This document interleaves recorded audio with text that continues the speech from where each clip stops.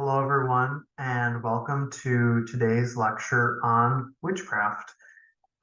Thank you for joining me virtually again. I'm a bit disappointed that I couldn't be giving you this lecture in person today, but here we are.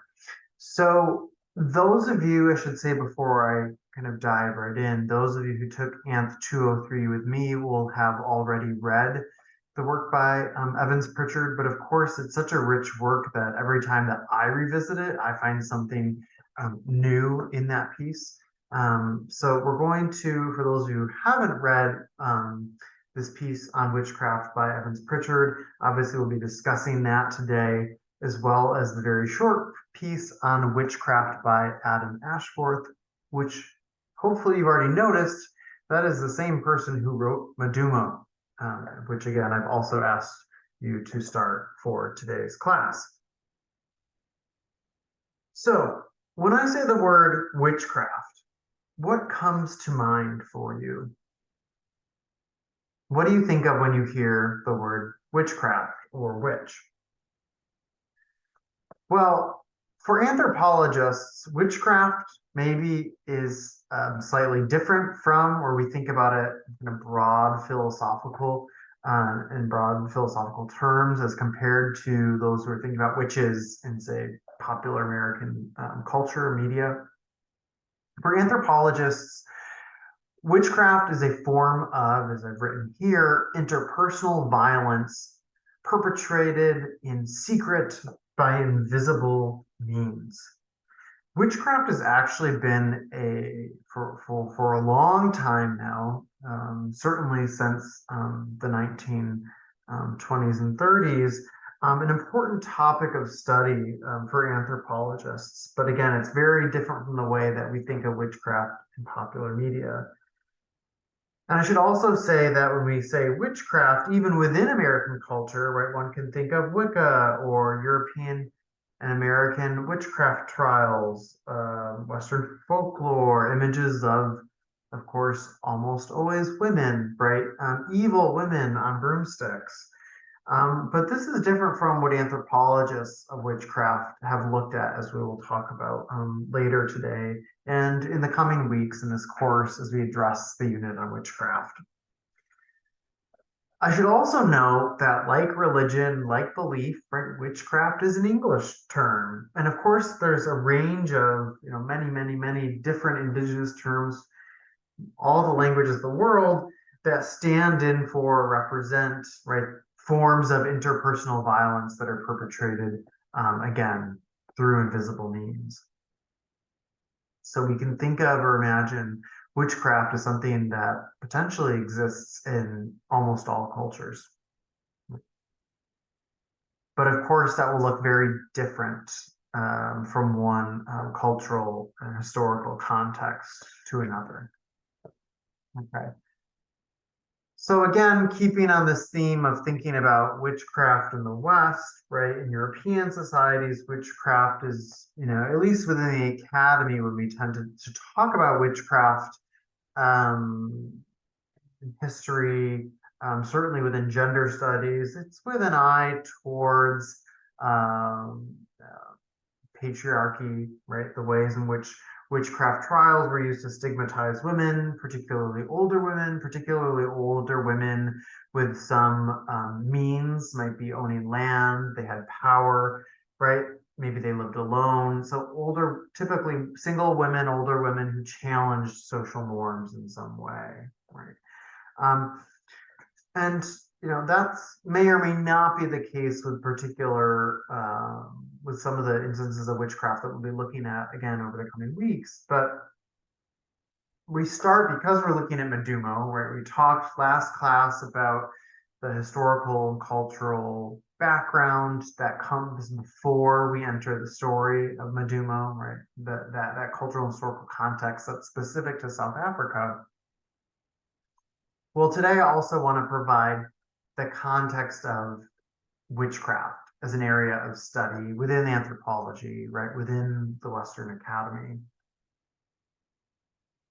So first, if we're looking at witchcraft in Africa, we can't ignore the role of colonialism.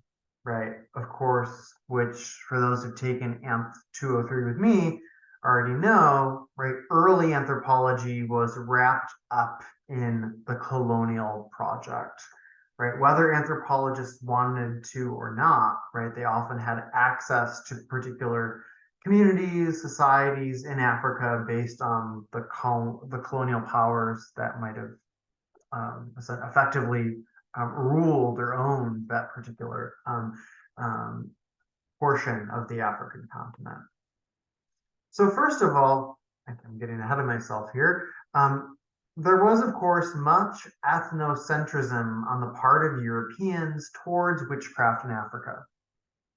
Okay, you should know, be familiar with the concept of ethnocentrism by now. And this ethnocentric idea that Europeans had was that Africans are somehow behind the times, they're backwards because they still believe in witches, right? They are clearly superstitious, they're backwards because we, good Europeans, quote unquote, right, don't believe in witches. So this was actually used in part to justify colonial expansion and Christian missionization, by which I mean creating Christian mission schools, of course, sending missionaries to go to Africa to convert people to Christianity. This brings us to two other concepts, cultural evolutionism and social Darwinism. We've already discussed cultural evolutionism earlier this semester. If you're not sure what that is, I suggest you go back to earlier lecture. But social Darwinism, of course, is very much related to cultural evolutionism. So a quote that I find useful in thinking about this from Ashforth on page 366, he writes, colonial authorities and settlers frequently cited African talk of witchcraft in justifying the need for white rule, right? Again, that colonial officials saw this belief in witchcraft as so backwards and assumed that or believed that witchcraft wasn't real. So witchcraft accusations, when they're being made, is we can't let them rule themselves. African systems of justice don't work. We need to take over, right? And so the effect was that European colonial laws banished witchcraft trials, witch trials, and outlawed any form of accusation of witchcraft, right? So Ashforth actually also notes that banishing or outlawing witchcraft offered colonial authorities an instrument to use when African leaders created anti-colonial social movements. So when these African leaders were trying to fight for independence, banishing witchcraft was actually a useful strategy because oftentimes these anti-colonial resistance movements included practices of what the Europeans call witchcraft, right? Creating special medicines, practicing divination, right, as a way of controlling European powers, right? So again, for our purposes here, it's important to know that witchcraft is a really sensitive subject. It was used as evidence to show that Africans were backwards, that they couldn't rule themselves. And again, it justified European intervention in the African continent.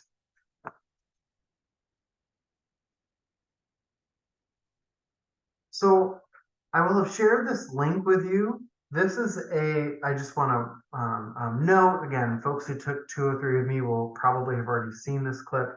It is from a very old documentary, and you can tell it's old-fashioned and problematic in some ways, in the way it represents um, um, the Azande community. But I do think it's a useful clip for getting folks to, including yourselves, right, to understand the legacy of Evans Pritchard's work on witchcraft. His work on witchcraft, as you will see when you watch this clip in just a few minutes, really work to debunk ethnocentric Western notions about the supposed irrationality of magic, right, and witchcraft and Azande religion more generally, right? Evans Pritchard is writing at a time when most colonial officials, most Europeans, as I've already mentioned, when they would hear about witchcraft in Africa, they automatically assumed it's backwards, right?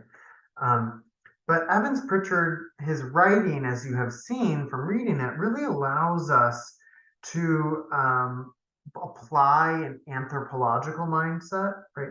To move beyond this Eurocentric, European view that is also ethnocentric towards witchcraft practices in Africa.